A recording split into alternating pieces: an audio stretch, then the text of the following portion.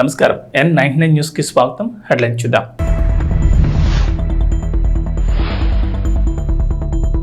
ఢిల్లీలో ప్రధాని మోడీతో తెలుగు రాష్ట్రాల ముఖ్యమంత్రుల భేటీ, పలు అంశాలపై చర్చ.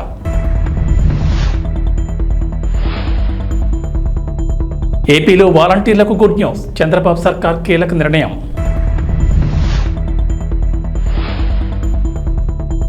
తెలంగాణ ప్రభుత్వ ఉద్యోగులకు గుడ్ న్యూస్, రేవంత్ సర్కార్ కీలక నిర్ణయం.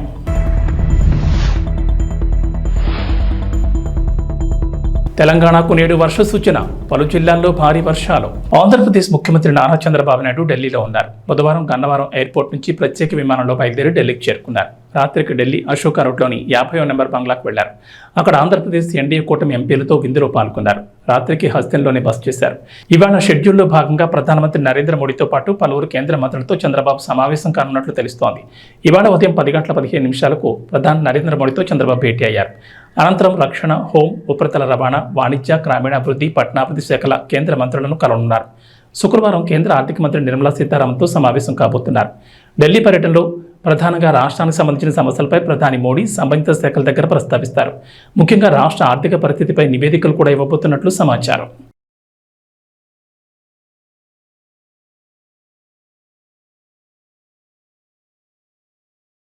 ఢిల్లీ పర్యటనలో తెలంగాణ సీఎం రేవంత్ రెడ్డి కూడా ఉన్నారు. నేటి సాయంత్రం ప్రధాని నరేంద్ర మోడీతో భేటీ కానున్నారు. గురువారమే ఇరువురు సమావేశం కావాల్సినప్పటికీ లోక్సభ సమావేశాల దృష్ట్యా అది వాయిదా పడింది. ఇవాళ సాయంత్రం ప్రధానితో భేటీకి సీఎం రేవంత్ రెడ్డికి అపాయింట్మెంట్ లభించినట్లు తెలిసింది. అయితే ఈ విషయమై రాష్ట్ర ప్రభుత్వం ఎలాంటి అధికారిక ప్రకటన విడుదల చేయలేదు. తెలంగాణకు సంబంధించిన పలు అంశాలు, కేంద్రం నుంచి రావాల్సిన అనుమతులు, లభించాల్సిన ఆర్థిక సహకారం, కేంద్ర పథకాల నిధుల విడుదలలో జాప్యం తదితర అంశాలను సీఎం ప్రధాని దృష్టికి తీసుకెళ్లనున్నారు. ఈసారి సమావేశంలో తెలంగాణకు సంబంధించి పాలమూరు రంగారెడ్డి ప్రాజెక్టుకు జాతీయ హోదా, బొగ్గు గనుల వేలంలో సింగరేణికి భాగస్వామ్యం కల్పించడం, సైనిక్ స్కూల్ ఏర్పాటు, రక్షణ శాఖకు చెందిన భూములను రాష్ట్రానికి అప్పగించడం, విభజన చట్టంలోని అపరిష్కృతంగా ఉండిపోయిన Kazipet railway coach factory, Bayyaram ఉక్కు పరిశ్రమ ఏర్పాటు, గిరిజన వర్సిటీకి నిధుల కేటాయింపు తదితర అంశాలను సీఎం రేవంత్ ప్రధాని మోడీ దృష్టికి తీసుకెళ్లనున్నారు. ఆంధ్రప్రదేశ్లో వాలంటీర్ల అంశంపై చర్చ జరుగుతోంది. వాలంటీర్ల వ్యవస్థను కొనసాగిస్తారా లేదా అంటూ అనుమానాలు వ్యక్తమవుతున్నాయి. అలాగే జూలై నెల పింఛన్ డబ్బుల్ని గ్రామ, వార్డు సచివాలయ ఉద్యోగులతో పంపిణీ చేయించడంతో వాలంటీర్లను కొనసాగించడం అనుమానమే అంటూ వైఎస్ఆర్సీపీ ఆరోపించింది. ఏపీ ప్రభుత్వం మాత్రం వాలంటీర్ల విషయంలో ఖచ్చితంగా మంచి నిర్ణయం తీసుకుంటామంటోంది. వాలంటీర్ల వ్యవస్థపై త్వరలోనే నిర్ణయం ఉంటుందనే అభిప్రాయాన్ని డిప్యూటీ సీఎం పవన్ కళ్యాణ్ సహా మంత్రులు వ్యక్తం చేస్తున్నారు. రాష్ట్రంలో వాలంటీర్ల అంశంపై ప్రభుత్వం త్వరలోనే నిర్ణయం తీసుకునే అవకాశం ఉందని అభిప్రాయాలు వ్యక్తమవుతున్నాయి. ఈ వ్యవస్థలో చేయాల్సిన మార్పులు, చేర్పులపై కసరత్తు చేస్తున్నట్లు తెలుస్తోంది. వాలంటీర్ల ఉద్యోగాన్ని కొంత నిర్దిష్ట కాలానికి పరిమితం చేయాలనే ఆలోచన ఉందట. ప్రతి 3 ఏళ్లకు ఒకసారి కొత్తగా వాలంటీర్లను నియమించాలనే ప్రతిపాదనలు ఉన్నాయంటున్నారు. అంటే 3 ఏళ్లకు మించి వాలంటీర్లను కొనసాగించకూడదని భావిస్తున్నారట. అంటే 3 ఏళ్లకు ఒకసారి వాలంటీర్ల నియామకం చేపట్టాలనే ఉద్దేశం ఉందట. వాలంటీర్లుగా ఉద్యోగాలు చేసేవారికి ఈ 3 ఏళ్లలో ఏదో ఒక వృత్తిపరమైన శిక్షణ ఇవ్వాలని, ఆ తర్వాత వారు మంచి ఉద్యోగం సంపాదించుకునే మార్గం చూపించాలని భావిస్తున్నారట. ఈ మేరకు వాలంటీర్ వ్యవస్థలో మార్పులు చేయాలనుకుంటున్నారట. వాలంటీర్ల విషయంలో ప్రజల నుంచి కూడా సలహాలు, సూచనలు తీసుకోవాలని, ఆ తర్వాత మార్పులు చేర్పులపై ఒక నిర్ణయానికి వచ్చే ఆలోచన ఉందంటున్నారు. వాలంటీర్ల వ్యవస్థకు సంబంధించిన కసరత్తు మొదలుపెట్టి త్వరలోనే మంచి నిర్ణయం తీసుకునే అవకాశం ఉన్నట్లు తెలుస్తోంది.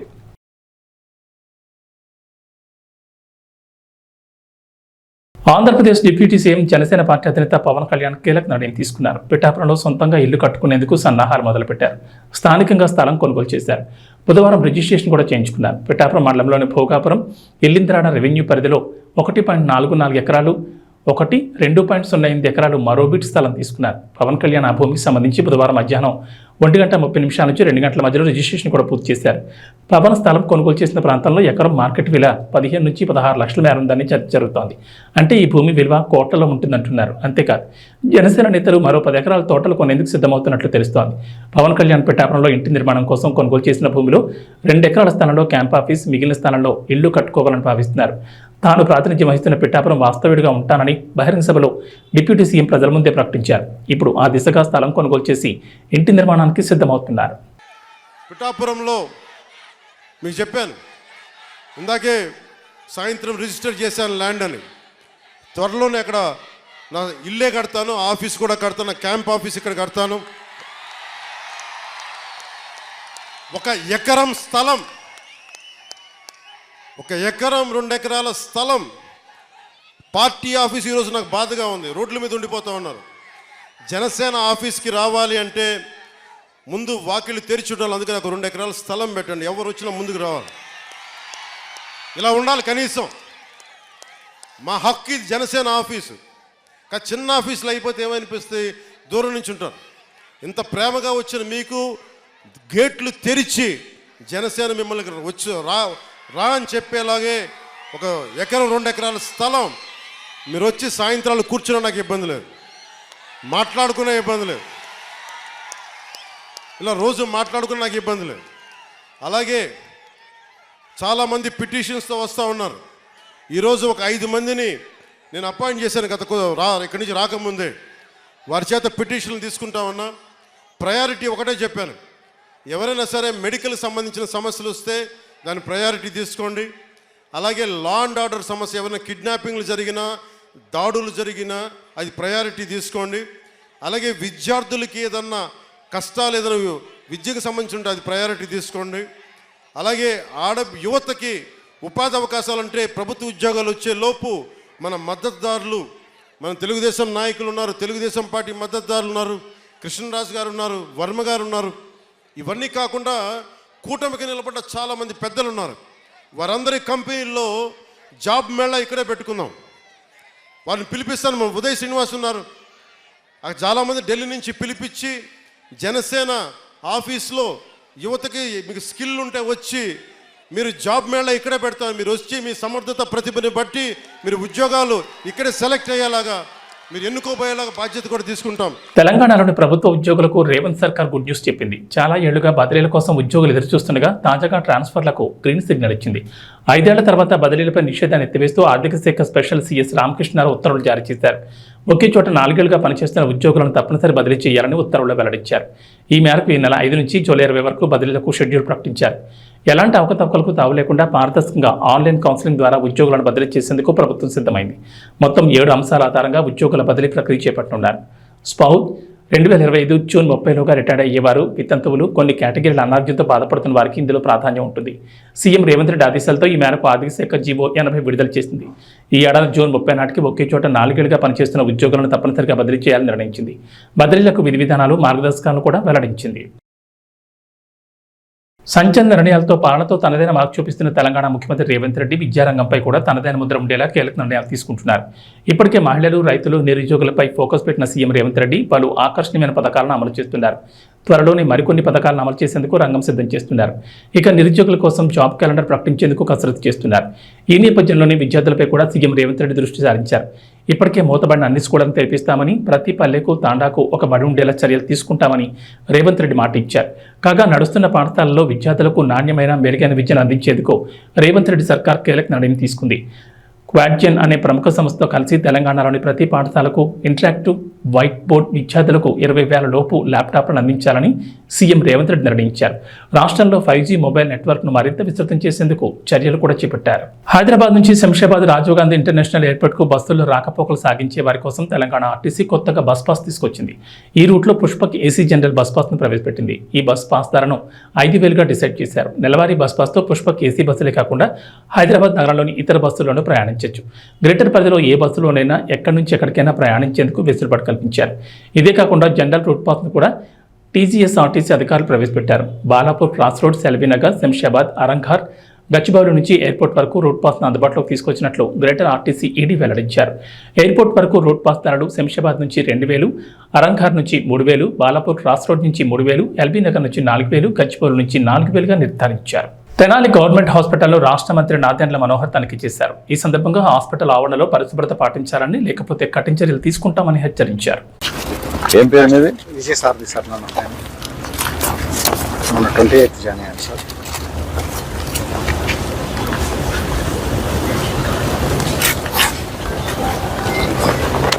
One week. Okay, sir. I'm giving you only 1 week. మొత్తం I want everything clean. Parking పెట్టుకోవచ్చు, స్టాఫ్ పార్కింగ్ పెట్టుకోవచ్చు. Not there.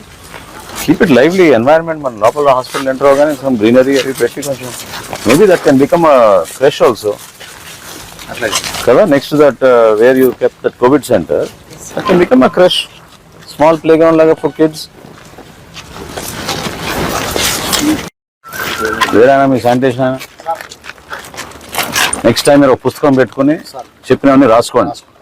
అర్థమైందా? నేనేమి పిక్నిక్ కోసం రాలేదు, విజిట్ కోసం వచ్చినప్పుడు జాగ్రత్తగా ఉన్నాడు. మీరు మొత్తం ఇవన్నీ కూడా క్లియర్ చేయించండి మొత్తం అన్ని. మొత్తం క్లీన్ చేయించాం. ఇది ఓపెన్ యాక్సెస్ ఫ్రీగా ఉండాలి. ఇది tomorrow you do this part, ఆ పార్ట్ వాళ్ళు చేసుకుంటారు. సరేనా? ఇవి చేపించండి. After show him, he will be happy to do. When you don't want to work, what can you do?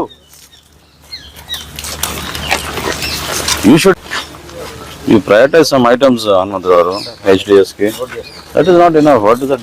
The size of bins in a general hospital should be very, very big. You can't keep those bins. ఇక్కడే సగం రోగాలు వస్తున్నాయి. ఆ వాసన, ఆ పరిస్థితి చూస్తుంటే చూడండి ఎట్లా ఉంది.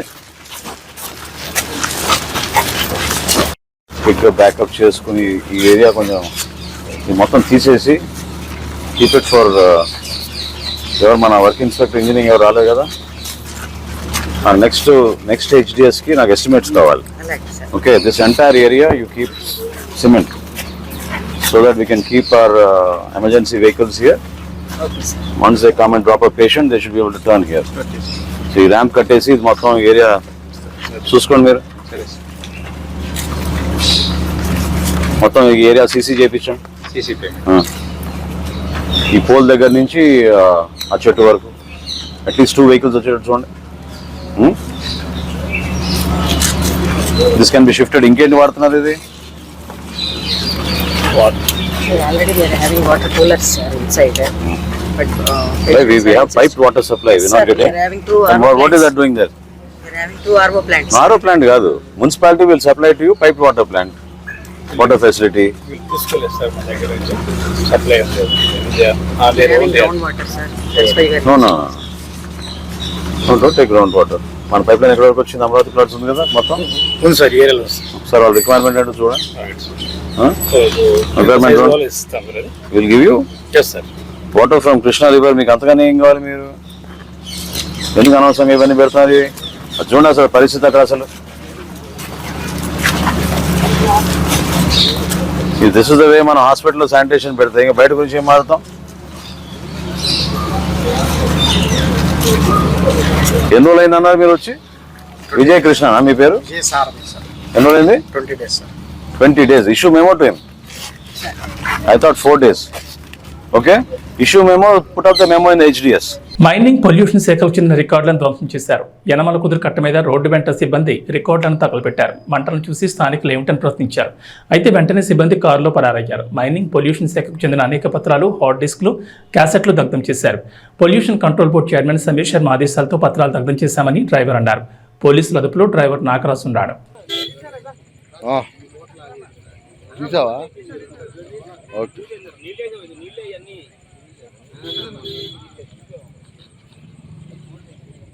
ఆ మోటార్ చూడు నారాజు.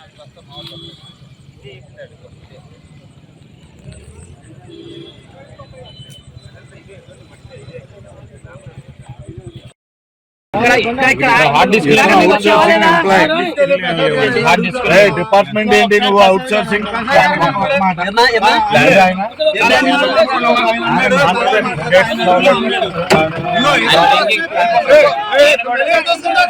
ఈయన కూడా డ్రింకింగ్ లో ఉన్నాడు.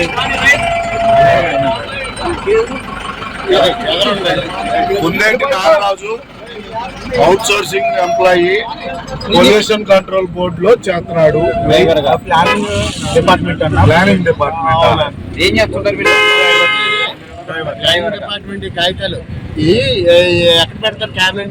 ప్రభుత్వ హాస్టల్లో మౌలిక సదుపాయాలు మెరుగుపరిచి విద్యార్థులకు ఉత్తమ బోధన అందించేందుకు అవసరమైన అన్ని చర్యలు తీసుకుంటామని రాష్ట్ర సాంఘిక సంక్షేమ శాఖ మంత్రి స్వామి అన్నారు.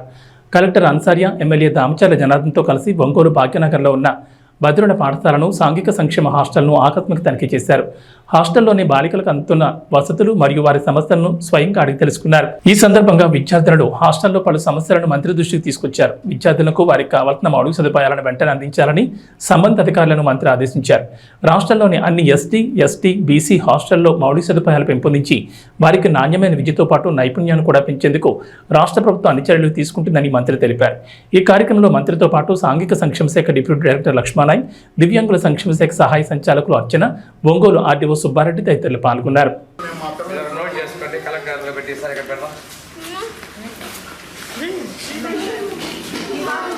విజిట్ చేయడం జరిగింది. అది కూడాను 14-19 మధ్యలో తెలుగుదేశం పార్టీలో ప్రభుత్వంలో దామచర్ల జనార్దన్ గారు ఎమ్మెల్యేగా ఉన్న టైంలో అక్కడ బిల్డింగ్ నిర్మాణం చేయడం జరిగింది. అక్కడ కూడా ఇప్పుడే కలెక్టర్ గారు చెప్పినట్లుగా కొన్ని మార్పులు తీసుకొని రావాల్సిన అవసరం ఉంది. ముఖ్యంగా బాత్రూమ్కి వెళ్ళినప్పుడు వాళ్ళకి ఏదైనా ఇబ్బంది వస్తే మనలాగా పిలిచలేరు, మాట్లాడలేరు. కాబట్టి ఒక ఎమర్జెన్సీ బెల్ సిస్టమ్ ఒకటి ఏర్పాటు చేయాలనేది నేను ఏడీ డిజేబుల్డ్ వారికి తెలియజేయడం జరిగింది.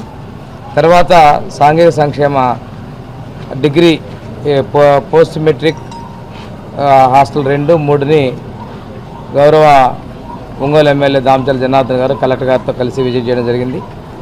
ఇప్పుడు ఇక్కడ ఉన్నటువంటి సమస్యల ప్రధానంగా జంగిల్ బాగా పెరిగిపోయింది. ఈ హాస్టల్ బిల్డింగ్ కూడా ఆ రోజున జనార్దన్ గారు ఎమ్మెల్యేగా ఉన్న సమయంలోనే ఏర్పాటు చేయడం జరిగింది. ఇక్కడ గొప్ప విశేషం ఏంటంటే Damacharla Anjaneyulu polytechnic college, Damacharla Sakkubayamma women's college పక్కన ఉండటం, ఈ హాస్టల్ ప్రెమిసెస్ కూడా ఇందులో ఏర్పాటు చేయటం, వారి మనవడు జనార్దన్ గారు ఉన్న సమయంలో హాస్టల్ బిల్డింగ్ నిర్మాణం చేయటం, ఇక్కడ పిల్లలు కూడా 2 చోట్ల నుంచి చదువుకోవడం అనేది వారి కుటుంబానికి వీటన్నిటి కూడా అనుబంధం ఉన్నది.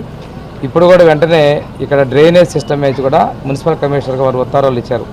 డ్రైనేజ్ సిస్టమ్ కనెక్ట్ చేయమని, తర్వాత వాటర్ సరిపోయినంత లేకపోతే ఇంకో సంపు నిర్మాణం చేసి సఫిషియెంట్ వాటర్ ఇవ్వమని అడిగారు. పిల్లలు ఉప్పు నీళ్ళు వస్తున్నాయి, అన్నిటికీ ఇబ్బందులు పడతామని చెప్పినందువల్ల టాయిలెట్స్ లోపల ఇంటర్నల్గా ఏమన్నా మార్పుల కోసం కలెక్టర్ గారు నేను ఏదో విధంగా సిఎస్ఆర్ గ్రాంట్ అయినా తీసుకొని డెవలప్మెంట్ చేస్తామన్నారు. రెండోది ఈ ఇక్కడ కూడా ప్రెమిసెస్ల లైట్లు కూడా ఏర్పాటు చేయించాలి. అది ఎమ్మెల్యే గారిని అది కూడా రిక్వెస్ట్ చేస్తాను. ఎందుకంటే ఆడపిల్లల హాస్టల్లో చుట్టుపక్కల లైట్లు అనేది ఉంటే ఎవరైనా ఆగంతుకులు వచ్చినా కానీ లోపల నుంచి వాళ్ళకి కనిపించే విధంగా ఆ లైటింగ్ చేయాలి. డీడీ గారిని ఒకసారి నైట్ టైం విజిట్ చేసి మార్పులు చేర్పులు చూసి డీటెయిల్ రిపోర్ట్ ఇచ్చినట్టయితే ఎమ్మెల్యే గారితో సంప్రదించి మున్సిపల్ కమిషనర్ ఇంజనీర్లతో కూడా ఫాలోఅప్ చేసి కావాల్సినటువంటి వసతులు ఏర్పాటు చేయడం తీయాలని చెప్పి ప్రత్యేకంగా నేను ఒంగోలు ఎమ్మెల్యే దామచర్ల జనార్దన్ గారిని అభినందిస్తున్నా. సమస్యలు చూసిన వెంటనే మున్సిపల్ కమిషనర్ గారితో వీటి పరిష్కారం చొరవ తీసుకుందుకు మిగిలిన వసతి ఏర్పాట్ల కోసం కూడా మేము కలెక్టర్ గారు కూడా చొరవ తీసుకున్నందుకు వారిని కూడా నేను అభినందిస్తూ, ఇదే విధంగా రాష్ట్ర వ్యాప్తంగా ఉన్న ప్రభుత్వ హాస్టల్, అది సాంఘిక సంక్షేమ కావచ్చు, గిరిజన సంక్షేమ కావచ్చు, వెనుకబడిన వర్గాల సంక్షేమ హాస్టల్, వీటన్నింటినీ కూడా మనం అభివృద్ధి తీసుకురావడంలో ముఖ్యమంత్రి గారు చొరవ ఉన్నారు. ఇక్కడ చదువుకున్నటువంటి ఎక్కువ మంది యువతలో స్కిల్ డెవలప్మెంట్ తీసుకురావాలనేది, యువతలో నాణ్యమైన విద్య అందించాలనేది మన విద్యాశాఖ మంత్రి గారు లోకేష్ గారి ఆకాంక్ష. రేపు డిఎస్సి కూడా అయిపోతున్నాం.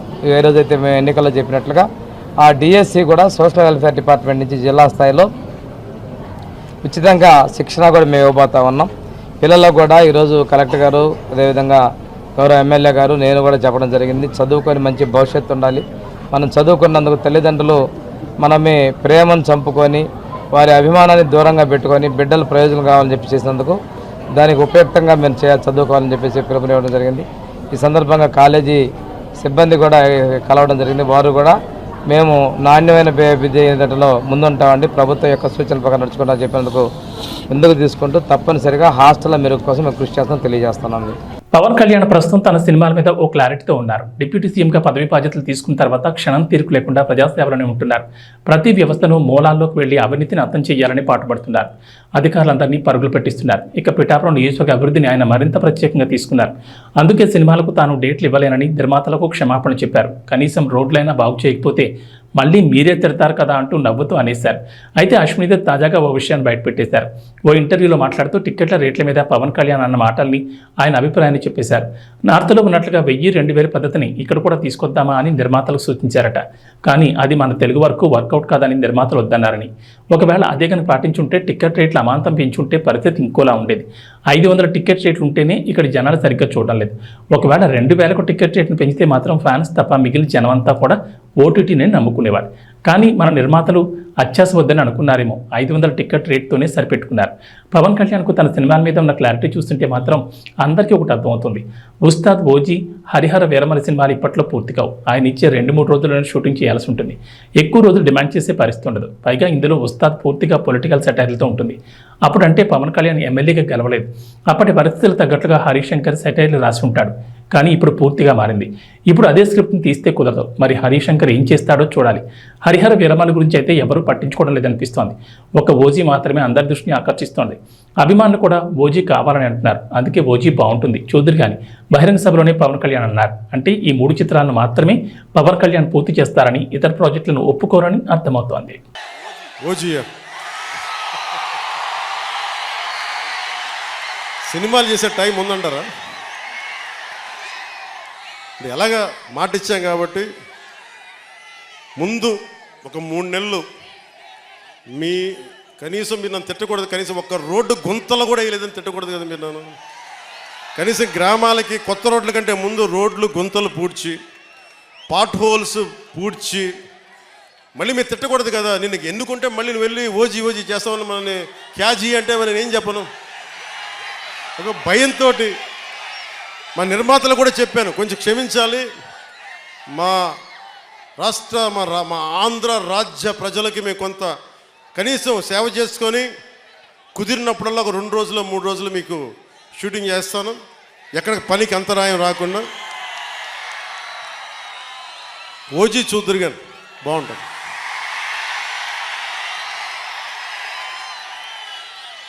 పదమూడేళ్ల తర్వాత మళ్లీ ఐసీసీ ట్రోఫీ గెలవడంతో టీమిండియా ఆటగాళ్ల ఆనందానికి అవధులు లేవు. T20 ప్రపంచ కప్ ఫైనల్ ముగిసిన తర్వాత మైదానంలో ఓ రేంజ్లో సెలబ్రేషన్ చేసుకున్నారు. ఇక బెరిల్ తుఫాన్ కారణంగా గత శనివారం నుంచి బార్బడోస్లోని చిక్కుకుపోయిన భారత జట్టు ఎట్టకేలకు స్వదేశానికి చేరుకుంది. ఇవాళ ఉదయం 6 గంటల ప్రాంతంలో ఢిల్లీ విమానాశ్రయంలో దిగారు. బీసీసీ ఏర్పాటు చేసిన ప్రత్యేక ఎయిర్ ఇండియా విమానంలో ఆటగాళ్లు, వారి కుటుంబ సభ్యులు, సిబ్బంది, మీడియా ప్రతినిధులు ఇండియాకు చేరుకున్నారు. ఎయిర్పోర్ట్లో ఆటగాళ్లకు అభిమానులు ఘనస్వాగతం పలికారు. అయితే విమానంలో టీమిండియా ప్లేయర్లు చేసిన సెలబ్రేషన్స్ తాలూకా వీడియో ఒకటి ఇప్పుడు నెట్టింట వైరల్ అవుతోంది. ఈ వీడియోను బీసీసీఐ తన అధికారిక ఎక్స్ ఖాతా ద్వారా అభిమానులతో పంచుకుంది. కెప్టెన్ రోహిత్ శర్మ ఫన్నీ ఎక్స్ప్రెషన్తో వీడియో మొదలైంది. విమానంలో రోహిత్ చేష్టలు చాలా ఫన్నీగా ఉన్నాయి. ఆ తర్వాత ట్రోఫీతో విరాట్ కోహ్లీ, జస్ప్రీత్ బుమ్రా, రిషబ్ పంత్, హర్షదీప్ సింగ్, అక్షర్ పటేల్, సూర్యకుమార్ దంపతులు కనిపించారు.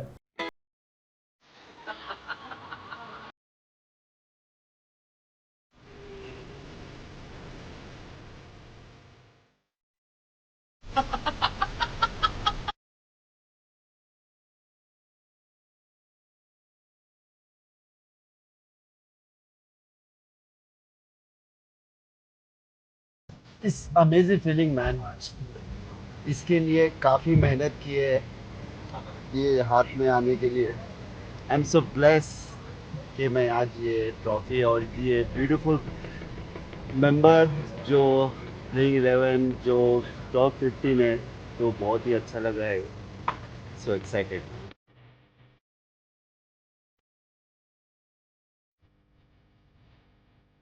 This feeling you can't express in words. I think I'm so lucky to have this.